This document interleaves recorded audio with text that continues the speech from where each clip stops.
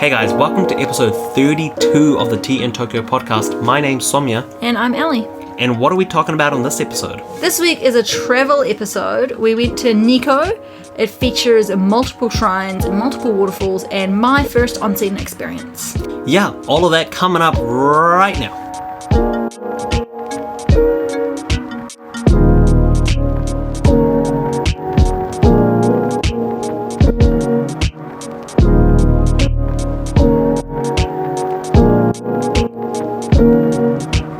Alright, so this is a travel episode because we, over the last 2 days, we went to Nikko. You might have heard of Nikko, you might not have. It's pretty famous for its temples. If you ask people that live in Tokyo of like nearby places to visit, on the top of their lists, Nikko is up there. Yeah, when I mentioned at work that I was going to Nikko, everyone was like, yeah, you're not a foreigner living in Japan until you've been to Nikko. Yeah, exactly. It's only 2 hours away. And it is in Tochigi prefecture, which is a new prefecture. We've never been to Tochigi before. So we've officially been to 7 prefectures. And isn't it almost all of the prefectures in Kanto as well, which is cool? Yeah, we only have one more prefecture to go to. But the one that we have left, which I can't remember the name Ibaraki. now. Ibaraki, yeah. There isn't a whole lot to do there. I looked it up, and there's like a website that has like a list of like what to do in each prefecture. Ibaraki has 2 things. One of them is like a tall like sculpture, and the other one's a waterfall. Oh no, Ibaraki is also kind of famous because it has really beautiful, I think it's like flower gardens in the spring. Like they're like really bright. Oh, the lavender ones? Yeah. Oh, okay, yeah, I think true. that's Ibaraki. Actually, I don't think it is. No, wait, lavender's wrong. It's not the lavender ones. There's another flower garden in Ibaraki. Oh, okay. All right, sweet. Well, yeah. We'll do that eventually. But this time we went to Nikko. Once again, I have my interesting facts, which we can give you throughout the episode. Mm-hmm. But if you want to go to Nikko, you have to start off at Asakusa Station. Well, it's Asakusa or Ikebukuro, I think. But Asakusa was more convenient for us. Yeah, Asakusa is closer anyway, so I think it'd probably be better to go to Asakusa. So, Asakusa, sorry. Yeah, I wasn't going to say anything. Yeah. So to get there, what we did is we got a, what's called a Nikko pass, which is 2,040 yen, and it's basically a pass that you can use to travel to Nikko and travel back, and use basically the bus system within the Nikko city, and an unlimited number of times. Crazy, like, good deal. Yeah. You definitely save a lot of money. Like, to get to Nikko without the pass is about the same price. Yeah. So at the very least, you're saving your whole trip back, kind of thing. Now, we paid a little bit extra because we wanted to go on the express train. So I think instead of 2,040, we ended up paying like 2,600 yen or something like that. No, I think it was 1,000 more for limited express. Oh, okay, yeah, maybe.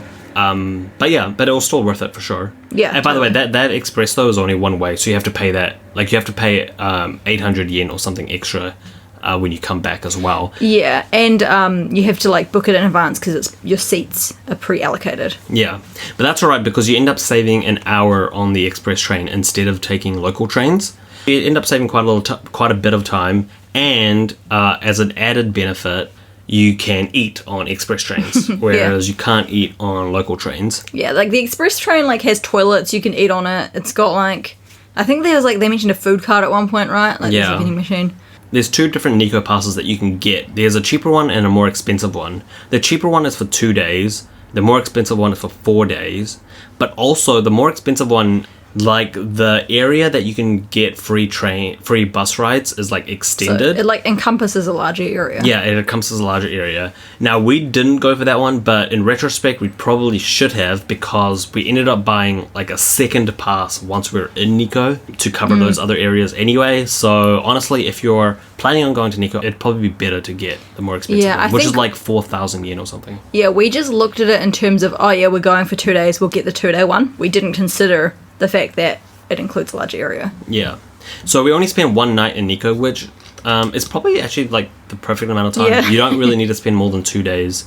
As long as you have 2 full days in Nikko, that's all you need. Yeah. So the very first day we went to, I'd say it's like the number 1 attraction in Nikko, Tosho-gu Shrine. So Tosho-gu Shrine is famous because it's a mausoleum for a shōgun back in the 1600s. Named, let me see what his name is. Tokugawa Leyasu? Leyasu, sorry, yeah. Tokugawa Leyasu. So he was the first shogun of the Tokugawa shogunate, which ruled from 1600 to 1868. So he's buried at the shrine. Now, it's not just one shrine. Like this area, in my research, I couldn't figure out what this area was called. Yeah, and all of the, like, whenever you look it up, they generally, like, group together. So there's 3 main buildings, and then within that there's, like, a bajillion other buildings at the shrine. And they tend to all be called the Tosho-gu shrine, but they're not. Like, but that's, if you look up Tosho-gu shrine, it's generally going to be talking about all of them, right? I don't know, like, if you look it up, it does have the different shrines, but they're all in the same kind of area, and that area in general, I guess, usually people will talk about it just being the that's what I mean. Tosho-gu shrine area. But even, like, for example, the Tosho-gu shrine, even that is a number of different buildings. It's like 20 different buildings or something. It was built all the way back in 1617, and yeah, man, it's pretty awesome. Like, it's like, really grand. It's huge. Like, the area is massive. So, well, actually, let's just talk about, like, the first thing you see when you go there, into the specific shrine anyway, is a 5-story pagoda. Okay, so it's a pretty big pagoda, and then you walk up the stairs into, like, the proper shrine area. Now, you have to pay. I can't remember how much it was. Maybe like 700 yen? Yeah, it was like 700 yen or something.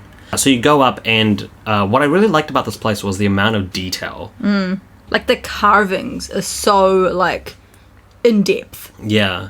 One thing we noticed, like, first, like, straight away was the carvings of, like, elephants that they have there, or, like, elephant paintings. And I think we were saying that it kind of looks like it was drawn by someone who hasn't seen elephants before. Yeah.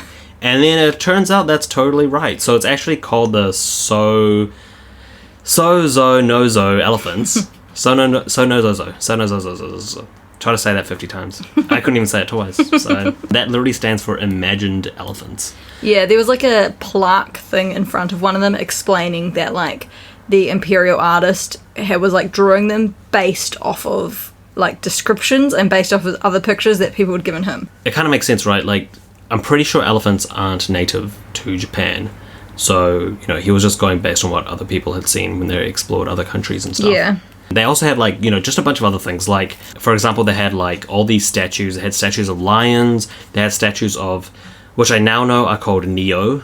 They kind of look like demon people, like red demon people. Oh, yeah. That are meant to be, like, protectors of Buddha.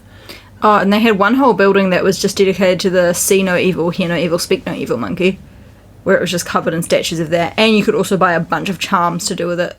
Oh, no, what I found out about that is the building, so the building is a stable. Yeah, it's and the shogun back then had, like, all these horses, and horses are considered divine, and monkeys are actually considered the protectors of horses.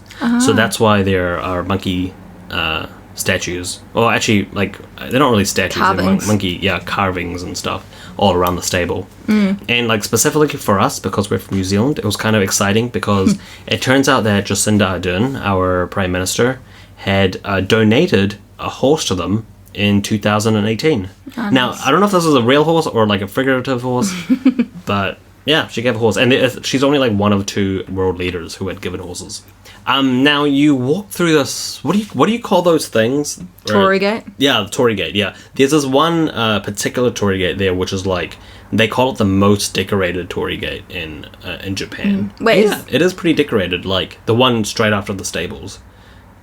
Oh, no, that's not a Torii Gate. That's not a Torii Gate. Oh, what a Torii Gate is like those red ones. Oh, I think that one's so just not like... a Torii Gate. It's that one's just a gate, right? Yeah, I guess it's just a gate. This is just a normal I don't gate. know if it has a special It's like name. golden, and it's like... It had like a golden roof, and then it said something... One of the information panels, I'm sure it said something about how it has like 1,000 carvings on it. Yeah. Like, it's so ridiculous. Like, over the top. See, for this podcast, I spent the last, like, hour researching, but Ellie doesn't have to do any research because she's the only one that actually reads stuff. I love reading the stuff at these places. I love hearing about it. Interesting fact about that gate, one of the, like, what are they, columns is upside down, and apparently they did that because if you finish a piece of work, it's considered bad luck. So the artist or whatever did it upside down so that he could say, this way it will never have misfortune. Although I kind of wondered if he did it upside down by accident and then was like, no, man, I totally meant to do that. Yeah, I wonder if that's something common in other temples and stuff. Yeah. And then upstairs, there's a couple of temples that you can actually go into where you have to take your shoes off and then walk around. We only went into one of them. The second one had like a really long line. We were like, you know what? Once we've been into one, we've kind of been into them all. And at that point, we'd been into like multiples within the total shrine complex as well. Well, I guess actually before we did that, what we did was we walked up this like really long flight of stairs. Like we didn't expect it to be that long. Yeah, we were tired. Yeah, because the thing at the front, it said how it was sleeping cat. Yeah. Right? Which is kind of weird because the gate going into it, there's a small little like painting of a cat on top of the gate. Like really small, like you barely see it. And people were like looking at it, they were taking photos of it, and that's the only reason I even knew that it was there. And it turns out that is it. Like that is the main cat thing. Yeah, when I saw we were going to the sleeping cat area, I thought there was going to be like heaps of cats on the ground or something, and I was really excited. But no, it was like that little small thing that you could so easily miss. And people were taking photos of it. And it's basically it's just a painting of a sleeping cat. We bought like a little tablet with the drawing of that on it. With those, you're technically meant to write your message on them and then leave them at the shrine, but we were like, screw that, we're paying like $10 for this, we're taking this home. Yeah, exactly, yeah. So we bought it and we took it home and it's now hanging above our door because apparently it protects you from evil. Yeah, the sleeping cat, it's like it's like a symbol of peace apparently as well, so yeah. But on the top of all these stairs is the actual mausoleum. Of Tosho-gu? Yeah, of Tosho-gu. Wait, Tosho-gu? No, that's not. That's just the name of the shrine. His name is Tokugawa. Oh, okay. Yeah, you can like walk around that. Yeah, my calves were hurting the next day because those were like steep steps because they were like outdoor. I don't know, what are stone steps. Yeah, yeah. And like, especially because we didn't realize there was that many. Like, you really can't tell behind that entrance gate. You don't realize that there's like a whole nother like really high up level. You can't tell at all until you go there. So then when we walked back downstairs, we went to this place called the Honjido Hall, which is, it's part of the Tochigi shrine. And this is like what we were talking about, where we had to take our shoes off and then walk in. It features this thing called the Crying Dragon, which is like a drawing of a dragon on the ceiling, right? So when you look up, you can see the dragon.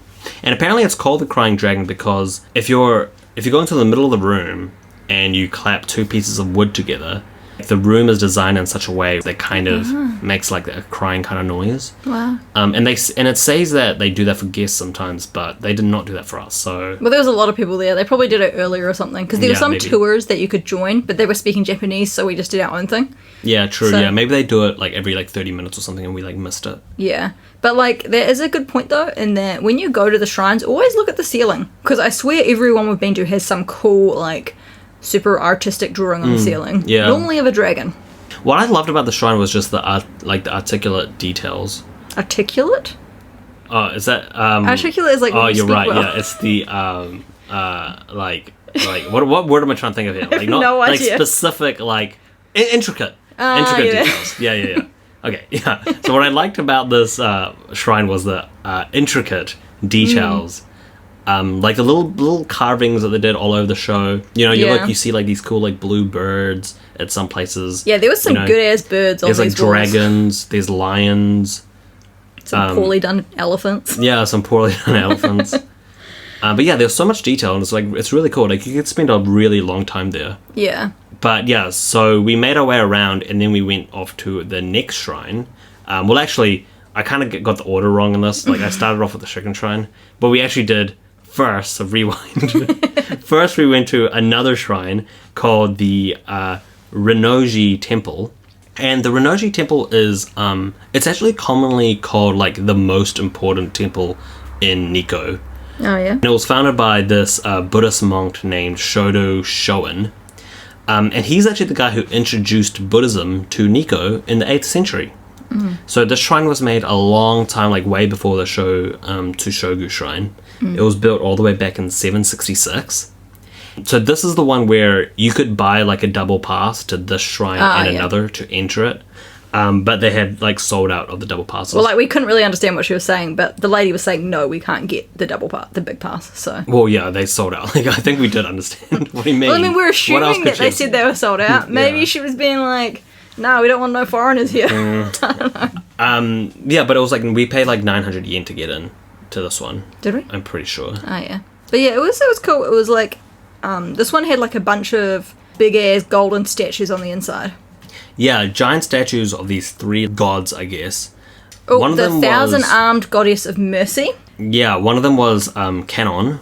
Kegon is the name. It's called like Shinju Kegon, which is like these are all like, I guess, different forms of Buddha depending on like the specific culture, I guess, that that worships them. Because this like, thousand-armed goddess only had 2 arms. I mean, she had 4 arms, not 1,000. So there was also one called Amida, which if you ever go to Thailand or something, you'll notice there's like a Buddha that has like, I could never tell if it was hair or like a crown. I think it was hair. It looked like hair in the statue. Yeah, but it was kind of like bumpy, like a bumpy head. You know what I mean? And I always wondered, like, it's like blue though, right? Yeah, blue. Yeah, and yeah, apparently it's called Amida, right? So that was the middle one, and then the other side was the horse-headed god of mercy, right? Yeah, so that's the Bato Kegon with a horse head. And I think I'm pronouncing that in like a super Kiwi way. Canon. I believe. I doubt it's canon. Maybe canon. Yeah, it's probably canon or something. Yeah. You couldn't take pictures in there. It's like you can't take pictures in any of the shrines. Yeah, you're not allowed to take pictures in shrines. Oh, and this one was cool because we kind of got trapped behind a massive tour group at one point.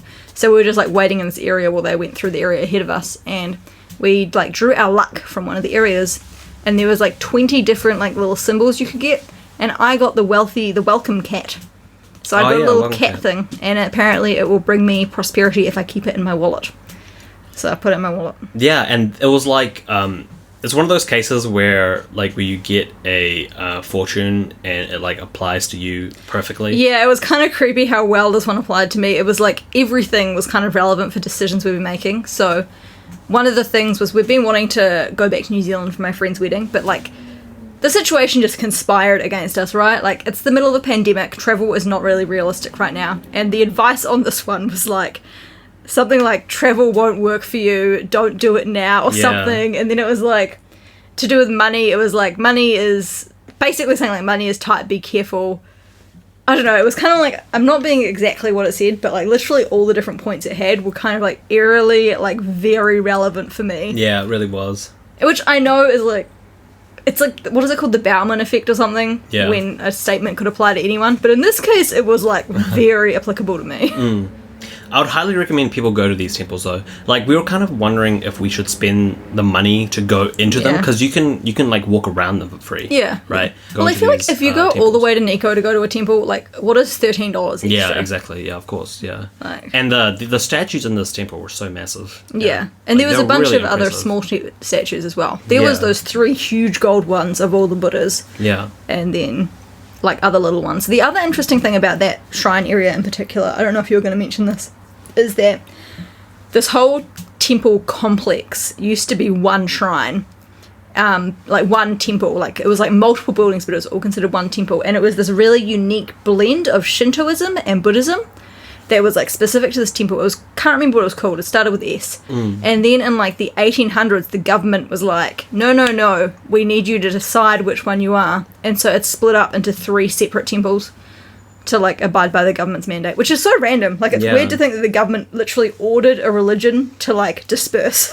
Yeah, I forgot what the period is called, but it starts with M. But it starts from 1868. Would it be Meiji? Because there's a Meiji temple? Yeah, maybe. But starting from 1868 up till 1920, I think, whoever was in charge at that point made it so everything had to be separated. Which is weird. It's weird that the government can control what happens in a religion. Yeah, based on what I read, apparently the reason was just before that, right? Japan had made a lot of treaties with like America and European countries and stuff, like basically with the West. And like with a lot of treaties that the West made with like foreign countries, it highly favored the West. So basically the Japanese were losing out really big on a lot of these trades. So they wanted basically to empower Japan. So a lot of like the super like nationalist culture of Japan that you see even now comes from this period. Oh wow. And like for example, nationalism was taught in schools every morning to like the kids. And yeah, part of that was I think to control exactly what kind of like Which to is kind control people in that way where they could only have like one religion. Which is sad because I'm not very big on religion myself in the first place, but I also feel like it's kind of unfair that they could just be like, nah, we don't like that your religion has created a beautiful, perfect blend of two other religions. Yeah. You know, you've got to separate and become separate, especially when it's like, this temple has been around for like 1,000 years at this point. Yeah, well, like with everything, it all starts with white people, unfortunately. You know. Hey, They're we can't perfectly help happy, it, and then right? the Europeans had to come along and ruin everything. Oh yeah, so right next to this, a part of this temple is a wee little photogenic small pond, which is really nice to take photos in, especially in autumn. Yeah. You have like the water down below with like the fish and koi. the tiny little waterfall. Man, in there the was one background. ginormous koi fish in that pond, though. Yeah, there there was like was. 3. I tried to take a video of it, and for some reason, like with the light hitting it, it literally looked like I'd photoshopped the fish in. Yeah. But it was like a real fish, and it was about 3 times the size of the others. I Yeah. was anxious for the little ones. I was like, this guy is about to eat the other fish. And there was like another temple behind the one that we went to where I think they put on like shows every now and then. It was like, I don't think you had to pay to get into it either. And it's not one where there's a whole lot to kind of see. You don't like walk around like you did in that temple. Instead, yeah, there's just a bunch of statues at the front, and I think you kind of just go in there to pray. Yeah, there was a whole lot of like seating areas, so I suspect it was like... So this area is, like we said, it's, you know, got 3 main temples. So that's 2 of them. The third one is Futarasan Shrine. Futarasan Shrine. Which was also made by our good friend Shado Shonen. Okay, the Buddhist monk. Alright. This one's back in 782. So yeah, these 2 shrines are like 1,000 or like 900 years older than Tosho-gu Shrine. Yeah. And this one is dedicated to the 3 sacred mountains of Nikko. So Mount Nantai, Mount Yoho, and Mount Taro. One thing I've noticed about Japan is they love doing things in 3s. Like if you look it up, they always have like the 3 mountains of Nikko, the 3 mountains that you have to visit in Japan, the 3 like best waterfalls, the 3 important shrines. Is there a cultural reason? Was there like, is like 3 good luck or something? Because I know 4 is bad luck. I think so. Like 3 must be a good luck thing, eh? But the other thing is that I find interesting about that is that this was like a Buddhist temple, and yet it was dedicated to the mountains. And like the thing with Shintoism is it's like the whole belief system is that like aspects of nature, when like old enough or big enough or like revered enough, develop spirits and they become gods or deities. So like I feel like this must have been the beginning of that blending of those religions. Yeah, probably. And it's kind of sad, though, that it was originally 2 Buddhist temples and 1 Shinto, and then when they were forced to split, it became 2 Shinto and 1 Buddhist. How did they decide on that? I don't know. So in this one, in Futarasan Shrine, these ones, like, I barely even, like, remember these. We were kind of just on the outside for these ones. I can't remember. They weren't honestly... that special, really. Like, the inside of it wasn't Or were that we just, special. like, templed out by now? Like, we'd already been to 2 giant true. temples. This was our 3rd temple. Like, we paid more attention to, like, outside there was this, I think was it a statue of a rabbit that we took Oh no, there was a photos cute of? little mouse statue, because it's the year of the mouse, I'm guessing. Right, yeah, a mouse statue, yeah, that we took photos of. And there's this one is also, I think the thing with this one is it does have a massive wooden torii gate outside, which I was reading is one of the World Heritage Sites. That specific gate, because it's like, again, it represents that unique blend, because this one has lotus flowers on it, which you don't normally see. So that's why that one is like a World Heritage Site. Right. So the other like super famous part of Nikko is this bridge. It's called the Shinkyo Bridge. And this bridge is actually technically part of the Futarasan Shrine. Oh, okay, I didn't realize it was. Yeah, it's part of it, although now it's kind of, you know, seen as something that's kind of distinct. This bridge was made way after the shrine, though, like 1,200 years afterwards in 1636. It's considered one of Japan's, like, best bridges, right? Which is another thing. Like, I'm sure there's a top 3 list of this. And yeah, to be honest, in my notes, I literally have one of Japan's 3 finest bridges that they say. But man, it's like, it's a bridge, and I think it's underwhelming is the problem. It's Because you hear, underwhelming. like, finest bridge in Japan, you're like, oh, that's going to be some good-ass bridges. Yeah. But this one, it's like, it's cool. It's like one of those typical, like, red, old-fashioned Japanese bridges where it's like the semicircle arch over a massive river. Yeah. But, like, we just, like, walked to it from the shrine. So there's a bus stop at the bridge and a bus stop at the shrine. And on our way back, we just walked to it. And you can pay to go on the bridge. But we were like, meh, why would we pay? Paying to get on it is kind of dumb, I reckon. And I reckon the time that we went is a pretty good time to go. We went around probably like 5 o'clock or something. I think it was like 4 or 5. Yeah, at that time there were very few people around. Like there was no one on the bridge itself. Yeah, I think it was closed already. Yeah, which means you get great photos of the bridge. Like if you go earlier, the lighting might be slightly better. Yeah. But you're always, it's going to be really difficult to have a time when there's no one on the bridge. There was like a pretty sunset going on as well at this time. Yeah, yeah. So the bridge is like the other thing I think that maybe was underwhelming for me is in all the photos here of the bridge, it looks like it's like in the middle of nowhere, there's nature behind it, but in reality it's like next to the main road. So like when you're actually there, there's like heaps of cars going past and like the noise is like, traffic. Right. It's not like the rushing river and the bird calls, I mean, it's still a cool bridge, but like I wouldn't go out of my way to go there. Yeah, but that's kind of like the good thing though, is like you don't have to go out of your way. When you're going to the temple, it's literally right there. And also the other thing actually is the Nikko town center is actually really, really close. Like it's way closer than we expected. In fact, on the way back, I swear it was like maybe 2 stops, if that, to the bridge, to where we wanted to get off. And because we had the free bus, we just took the bus. And our friend had her knees, so we were like bussing everywhere. So honestly, like I reckon if you go to Nikko, you could just walk there. You could just walk from the town center to the bridge and then walk from there to the temple. And that way you'd get to see like the entire city or the entire town kind of thing. Yeah. Yeah, like that's totally doable. Like it'd literally take maybe 20 minutes, I reckon, to walk from town to there. Oh, maybe 30. I think it said 40 on Google Maps from like the main train station to there. Right, yeah. But yeah, it was definitely like, it's nice and convenient. There's the whole, like, the pass that we had gave us the free bus, and there's a specific World Heritage bus that just goes from the station to there and back. Yeah. Like, very regularly. Now, one thing about Nikko Town, though, that we felt was kind of underwhelming was the food options. Man, first of all, things, like, have the weirdest hours there. Yeah, it's very, like, inconvenient. Yeah, that night, after the bridge, like, we wanted to get food, and there were very few places still open. It was not that late either. It was, like, 7 p.m. Yeah. And then the next morning, we wanted to have breakfast. We wanted to have breakfast at, like, a reasonable time, like, at 10. It was 10, yeah. And places weren't open. Like, places opened at 11. For breakfast. Yeah, like it seems the hours are like 11 to 5 for most restaurants and cafes there. Yeah, I have a feeling that maybe it's because of coronavirus where they're not getting any tourists and maybe their opening hours are really weird. Because I was looking on Google Maps, unless they've like updated the hours on Google Maps for coronavirus, but like on Google Maps it said that the hours would like normally 10:30 or 11 till about 5. So honestly, like if you're looking for food, go into the first place you find because it's so hard to find another place that's open.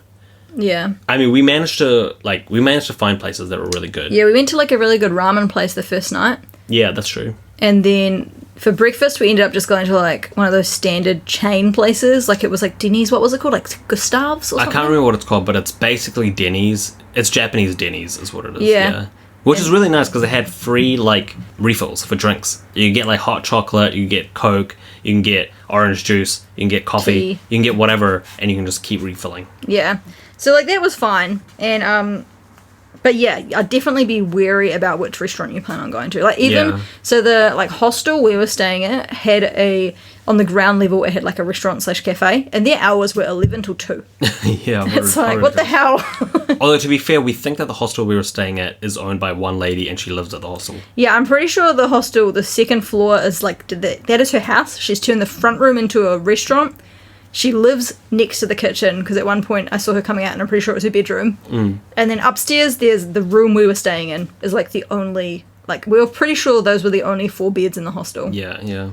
It was still pretty cute. It was like nice. Oh yeah, it was really nice. We paid 8,000 yen total.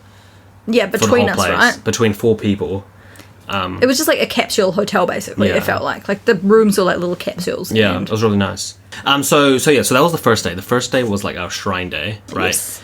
And then the second day, so the other thing that Nikko is known for is, I guess, like the waterfalls there. There's like 2 or 3 waterfalls and that are really friendly. Really friendly, really well known. They were pretty friendly waterfalls. They were, yeah. The first thing we did was we went to the information center. If you're like in a new Japanese town, I highly recommend going to the information center because they can like get you some really good deals. Yeah. And they can give you like some really good hints on places to visit. So, like for example, we knew that there was a waterfall that we really wanted to go to.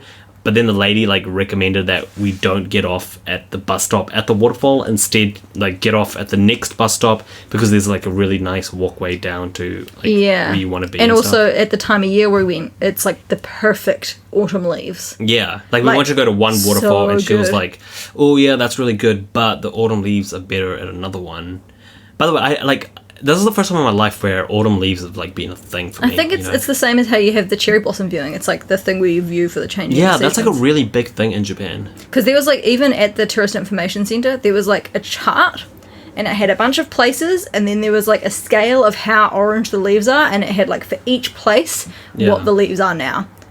So like, you know, they take it very seriously. There was like 20 places, and like I'm guessing every few days they change where the leaves are on the scale. Yeah, I think they do. So what is the one we went to first?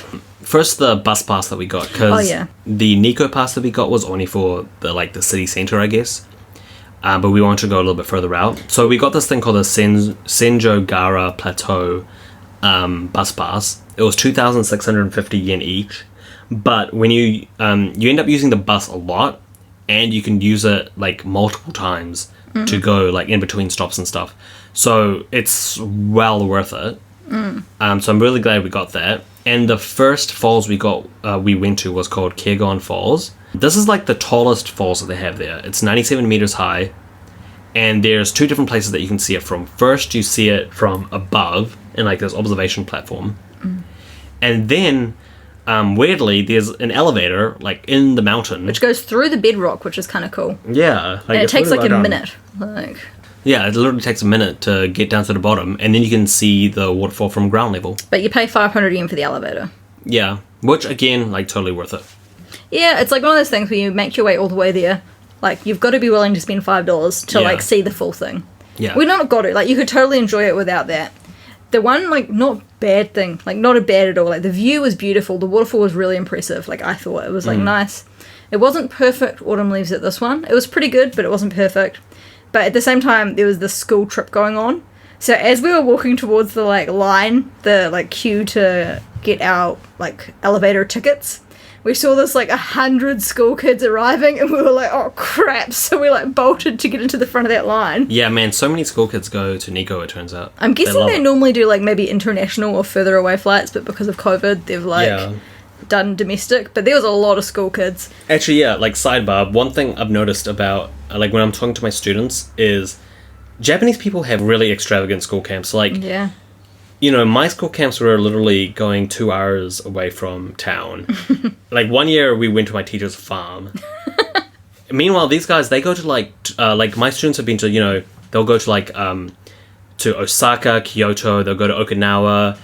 Some of them have gone to, like, New Zealand and Australia. Yeah. Although, and it's really common to do that. We work in a pretty affluent area. So maybe the schools that they're going to afford that better. But still, it seems like semi-common. Yeah, for sure.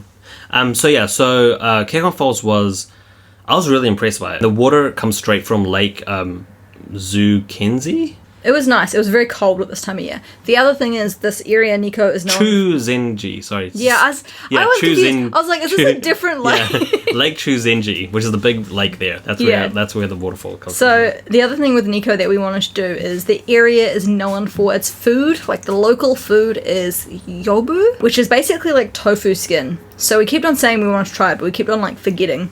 And when we were at Kegon Falls, one of the, like, stands was selling, like, it was basically, like, a potato croquet. Croquet or croquette? Which is croquet, I think. Okay. I think it's like croquette is the sport. Oh, it's the croquette sport. Oh, okay. I think so, yeah. Anyways, basically a hash brown. And on the inside, instead of having, like, cheese or something like they normally do, it had yobu, the tofu skin. And so we bought some of them, and it was good, you know. It was so cold there that day that totally, like, warmed us up. Plus, we were also then able to say that we've had the local, like, dish they recommend. That's another thing about Japan, where every area, there's, like, a dish that's specific to this area. Like, when you go here, you have to try the soba. When you go here, you have to try... It's like, I wonder why it is that we don't really have that in New Zealand. Well, was it you or one of our friends was saying this was, like, done intentionally by the tourism... like department in Japan. Yeah, that's true. It might this was been, like it was like a purposeful thing where like each area was like told to come up with their local dish. Yeah. And so it's kind of cool because it's like another thing when you go somewhere new, you can do easily enough, like just find somewhere that sells that food. Yeah, true, for sure. So yeah, we got some yummy warm food. And then we headed off to the next waterfall. Like, we were wondering if, like, would be all waterfalled out. Is 2 waterfalls too many? Like, you know, it's a waterfall. But no, it's, like, it's well worth it, because it's nature, and nature is always good. So we went to the second one called Ryuzu Falls. Ryuzu Waterfall. And this is the one where we were told to get off at, like, the next stop. Yeah. And yeah, the reason for that is because there's a really nice track that goes down to the waterfall, so you can kind of follow the river as it goes downstream. And also right next to the stop you get off at, there's a really good view where it's like the mountains are like meeting in like, you know, like a perfect V, and you can see like peeking out between them like the view from the lake, and then the river is going right down the center. Yeah. So it's like the beautiful like so many different like autumn leaf colors, like red and orange and yellow and a little bit of green. And then like literally the view in my mind, I was like, this looks like a postcard for autumn. Yeah. You know? Like, it honestly looked like a painting. Yeah, yeah.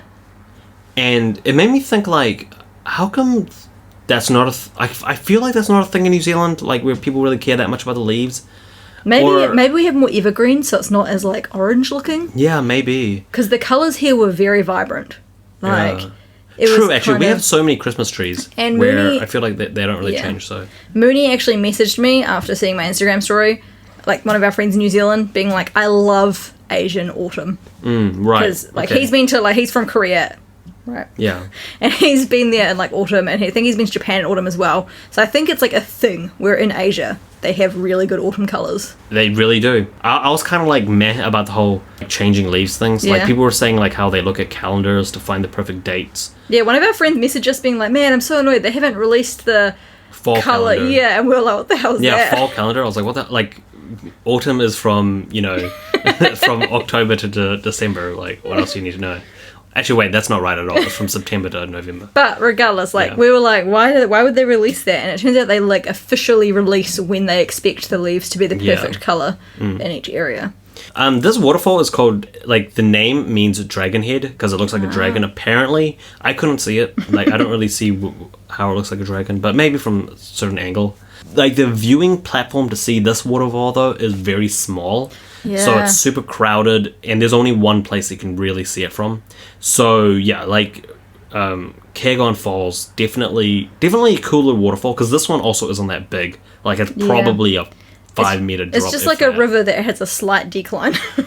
Yeah, honestly, it really is, yeah. But, like, the area, in terms of the autumn leaves and that earlier view we talked about, was worthwhile. Like, I would have happily skipped this fall and just seen that view and gone back. But it was a nice wee walk through the, like, down towards the little, like, town area where there's the waterfall. And, like, we didn't do it, but that walk, you can also take it up. You can go further up to the mountains and stuff, and there's quite a nice hike, apparently, that goes around the lake, and you can visit the different mountains. Oh, yeah. So if I ever, like, go back there, I'd be really keen to do that. Now, after this, I was kind of ready to go home at this point, because I was pretty tired. Yeah, I was pretty done. Yeah, but we really did want to go to an onsen. So we found one. Luckily, one of our friends, her husband is Japanese, so he can, like, call up. Yeah, he wasn't even with us. He stayed at home for this trip, but like, the information people recommended 3 onsens for us. So he called them on our behalf to, like, ask if they were allowing walk-ins, because normally they do, but because of COVID, lots of places are only letting, like, hotel guests go. Yeah, because a lot of these onsens are at hotels, so they don't let outside people in. But we went to one called Nikko Sanui. It's right by the lake. This was Ellie's first onsen experience. Well, like, public onsen. So we did the private one in Hakone, but this one was my first, like, group one. Yeah. And the place in the pictures looked pretty nice. It wasn't actually our first choice, but the other ones, the times were kind of limited, so this was the one that was open.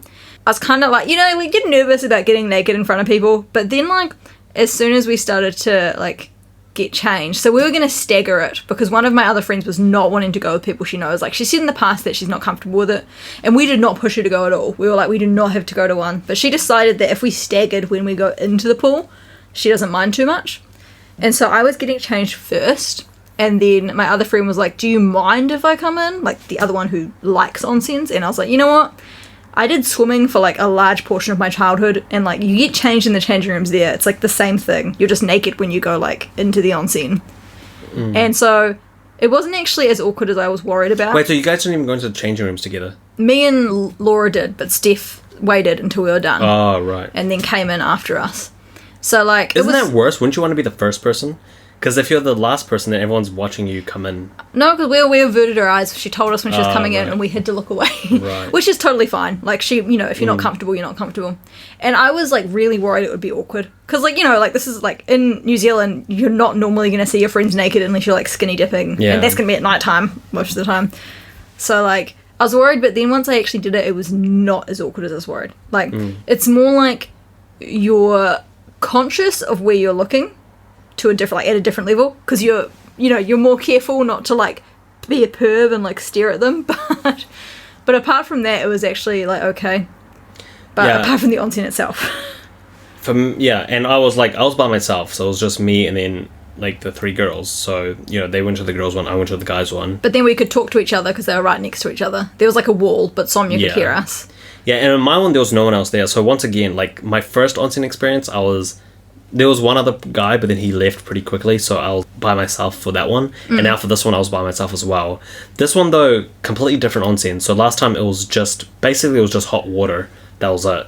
This one, the inside onsen was so it was just, just normal water. It was like a big bath / pool. Yeah, but the outside onsen was a sulfur / algae. Yeah. Like, I don't think it was meant to have algae. I don't know, but it was green, and I looked it up I afterwards. think it was, yeah. So, yeah, it was nice and green.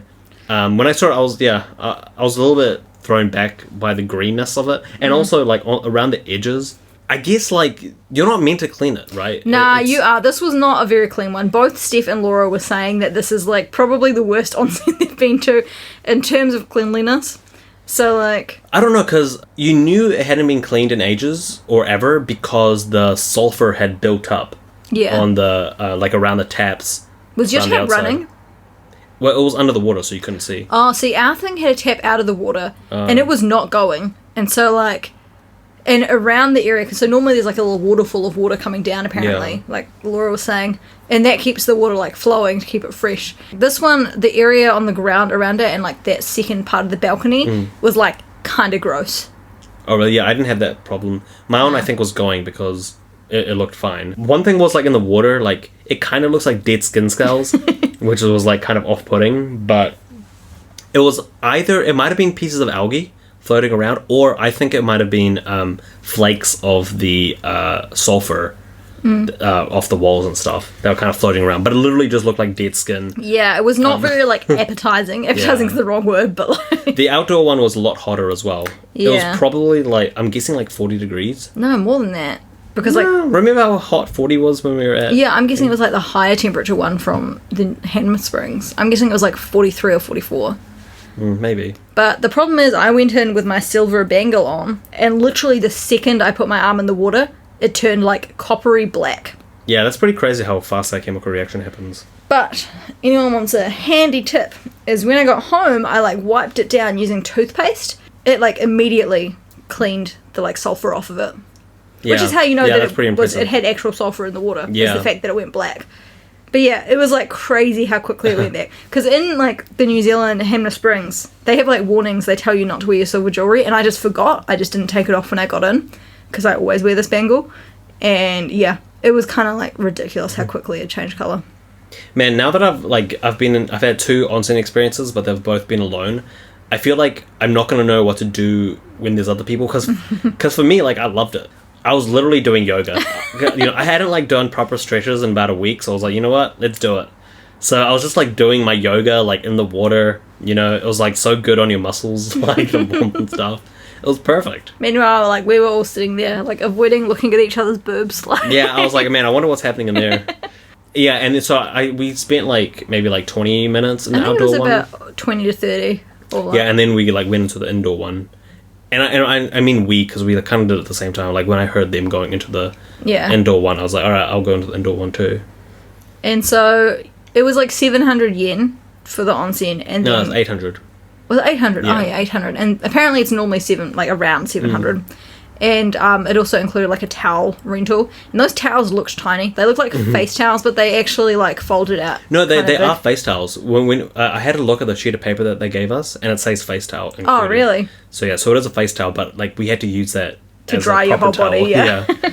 You know, like I said, like I wasn't that keen to do it at the beginning, I think, because I was a little bit tired. But by the end of it, I was like, man, I feel so good. And I was getting pretty cold before we did that. I was pretty rugged up, but I didn't have any like merino or heat tech on.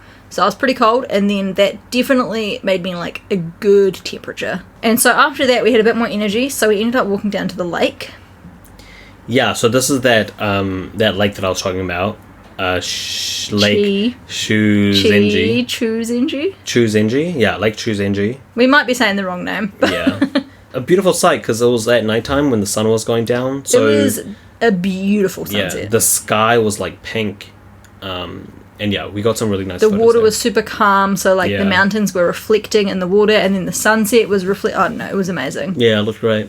And yeah, that onsen was really like the perfect way to end that day. Yeah, even though the onsen itself was like not great, the fact that afterwards we felt like warmer and we were more relaxed was really nice. I mean, yeah, I don't really think that much of it, because it's like, for me, like as long as it's hot water, like that's kind of what you need. Well, like I was talking with, like, I had 2 other people with me who have been to many onsens, and they both said that that was probably, like, the worst one they've been to. Not the actual experience, like, we all enjoyed, like, chatting, and we're like, like, even our friend who didn't want to go to onsens, I asked her afterwards, I was like, do you think now you'd go with friends again? And she said she totally would. She said it would still be awkward for her, but, like, in itself, the fact that it was just the 3 of us, and it was, like, all good, it wasn't that weird, kind of made her more comfortable with it. Yeah, I remember, like, my friend in New Zealand, he went to Korea with his friends, and he said he was going to go to an onsen. And, like, everyone kind of thought it was weird, you know? It was like, oh my god, like, you're going to be going to an onsen with your mates, like, isn't that a bit weird? Like, you know, I wonder what it's going to be like. And then when he came back, he said, nah, it was all good. You know, you didn't even think about it. Because, like, the thing is, everyone's polite about it. Everyone avoids staring at each other's privates. Yeah. Like, but, like, the thing is, like, even if that did happen, like, you kind of go, who gives a shit kind of well, thing? as in you're going to see them. Like, it's hard to avoid it, but no one's going to be creepy and stare. Right? Oh, yeah, but but I think that's the fear. Like, that's the fear that associates with it, that people are going to be, like, looking at you and judging you. But it's like you're trying so hard not to look at each other that there's going to be no judgment happening. Yeah, that's true. Because, like, these guys were having, like, discussions about, like, you know, oh, like, should we go? Should we not go? And I was like, yeah, of course, like, let's go. But, of course, like, it was so much easier for me because I wasn't going to see anyone naked. Or if you did, it would be strangers, not friends. Yeah, exactly. So, like, I don't know. I think, like, it would be more awkward for boys, right? Because what if you just got, like, an awkward erection? You know, the human body is a weird thing, you know? Yeah, there is always the awkward erection conundrum. Yeah. Yeah, you know, maybe it's something that you could just laugh off. Well, I'm guessing no one would mention it, right? No way, like, you'd have Do you think boys would mention it? I think... What, you yourself would acknowledge it? Well, it would never be just, like, full-on displayed like that. You would be trying so hard to hide it in some way that it would be pretty obvious that, you know... Yeah. Doing that, I guess. But hey, you know what? They've got showers right next to it, which have cold water as well. So yeah, true. So you can be like, you know what? I need to have another shower. You know, you can just say you're like feeling a little bit dirty. Or like the thing is, you do like I ended with a shower because like you're feeling like you feel so overheated. Oh, I didn't do that. I wanted to keep that warmth. Oh no! Plus for me, the like I was kind of grossed out. Like I wasn't very confident in the water quality. So I was like, you know what? I'm gonna make sure I shower. And also, I didn't want to smell like sulfur. But the inside pool doesn't have sulfur. Yeah, but we weren't in that one for that long. We only stayed in that one for a bit. But yeah, it was like overall, this was like a great trip. Yeah, for sure. I really liked this trip. So the way back was a little bit stressful. So when we got there, the ticket office was closed, and we tried to buy like the limited express ticket on the machine, but it kept on saying there was no train at the time we wanted. So we just followed like Google Maps, and it told us to go to another station and then catch another train. And once we got onto the second train, we realised that was a limited express train and we hadn't paid for a ticket. Yeah. But, like, we were already on it. So we just, like, sat down and, like, hoped for the best. And then someone else had actually the seat that our friends were in. Someone else had a ticket for those seats, so they had to move. And then the conductor, like, checked tickets and we tried to pretend to be asleep. And then we just, like, we played the dumb foreigner card and when he were, like... Well, we could hear him talking to someone in the back, so we're like, oh my god, he's coming. Yeah. So we, like... went to sleep, basically. And the funny thing is, the sleep worked, because he went right past me and Ellie, who were asleep, and he went to our friends at the front. Yeah, they should have pretended to be asleep. Yeah, but we hadn't communicated that with them, so they were still awake just talking. But then, once he started talking to them, we woke up. But we just played the dumb foreigner card because we realised after we got on it was Limited Express, but we just pretended we hadn't. So we got out our Nikko pass, and when he asked for tickets, we gave that to him. Yeah. So we were like, you know what? We want him to know that this wasn't on purpose, because it wasn't on purpose. Yeah, and also it's so much easier because we don't know Japanese very well. It's so much easier to play the dumb foreigner card than doing the whole, hey, you know what? We know that it's a Limited Express, and we tried to get the ticket, but we couldn't. Blah blah. Instead of going through all of that, it's so much easier to just be like, oh, what? Like just pointing at your ticket. Like, yeah, train. And he spoke enough English that he was like, this is Limited Express. Yeah. This does not include Limited Express. And he just charged us on the spot. I like the bullcrap because, we know it's not we know it's a Limited Express. And we knew that our thing didn't count for the Limited Express. So, when he's like, oh, actually, this ticket, you have to pay extra, we're like, oh, really? We were like, oh my gosh, I'm so sorry. Yeah. Oh my god. But yeah, it was all good. I was so worried. I was like, we're going to get arrested. But he just charged us on the spot. And Somya has the biggest balls on the planet because he mischarged us. And when we were there illegally, Somya challenged him on how much he charged us. Yeah, we need that extra 140 yen or whatever it was. In the end, it was fine. But I was so stressed when I heard him coming, checking the tickets. I was like, Somya, did you do our this? first illegal act in Japan. And it was a mistake. I mean, half a mistake in that we were already on the train. So, Yeah. Alright, well, that's pretty much it for this episode. So we went to Nikko. Awesome trip. We really liked it. By the way, was it our last podcast? Or maybe... I can't remember if it was our last one or if we were literally talking about it at the beginning of this one. But we were talking about how we're planning on going back to New Zealand. Well, that's officially not happening. So we're not going back to New Zealand. It was a big combination of pricing, and also I realised our visas require us to earn at least 250,000 yen a month, and with the current pandemic we're earning half of that. Yeah. So I realised that to get back into Japan on our visa right now, you have to send in an application and they check your visa. And I was like, well, I don't want them to check it and then realise we're not meeting the requirements anymore because we might not be let back in. So I officially told my friend whose wedding we were going for that we're not going to be able to make it, and she was very understanding. Yeah. So the downside is we can't go to New Zealand. The upside is that we can now go to more places in Japan. Yeah, Somya's being all positive. I'm still pretty sad about this. Well, I'd kind of decided that I wasn't going to go back to New Zealand a couple of weeks ago, but I still wanted Ellie to go. Yeah, because my sister's having a baby, my friend's having a baby, my friend's getting married. Yeah. There were so many reasons to go back, but I think it's just not financially viable, and also what would happen if I didn't get let back into country. It would be because we've had 2 of my work colleagues have received letters from the government saying they're not meeting the requirements. Yeah, so I mean we're really lucky we have a 3-year visa, so we don't want to fuck that up. Because theirs was 1 year, so the government had to look into it to renew it. So that made me be like, okay, well, I don't want them looking into mine to see if I can come back into the country. Yeah. But yeah, so now we've got some more travel planned. We're probably going to go to Kyoto next month, right, for our anniversary. Kyoto is by far the number one destination in Japan. Oh, yeah. If you ask anyone, what's the number one thing to do in Japan, they will say Kyoto. Literally every single student will be like, oh, have you been to Kyoto yet? Yeah, and for every, season as well. I remember in spring, I asked them, what's the number one spring destination? They said Kyoto. Now that it's autumn, I was like, what's the number one autumn destination? They said Kyoto. Yeah. So, yeah, we really want to go to Kyoto. And then also another place I really want to go to is Fuji-Q Highland. Oh, Somya's been talking about this non-stop. This is a theme park here, which is a super adrenaline junkie theme park. It's got a bunch of world records. So we're looking forward to go to that as well. And our friends who we just went on the trip with, I think they were messaging us being they realise that there's a bunch of good onsens in the area as well. Yeah, we're also onsen people now. Yeah, so I think they're keen to go to Fuji-Q Highland and then go to a nice onsen, not a bad one. All right, well, thank you for listening, guys. That's the end of the podcast. Hopefully, if you ever decide to go there, you can use if you this were coming info. to Japan for 2 weeks, I'd totally recommend visiting Nikko in that time. Yeah, for sure. Yeah. If you're here for 1 week, maybe not. 2 weeks, totally. If you're planning on spending a lot of time in Tokyo, honestly, spend one of those days going to Nikko. Yeah, because you can do it in a day trip. Yeah. We did it over 2 days, but you could easily do it in a day trip. Yeah. All right. Well, cool. Yeah. Thanks for listening, guys. See you later. Bye. Bye.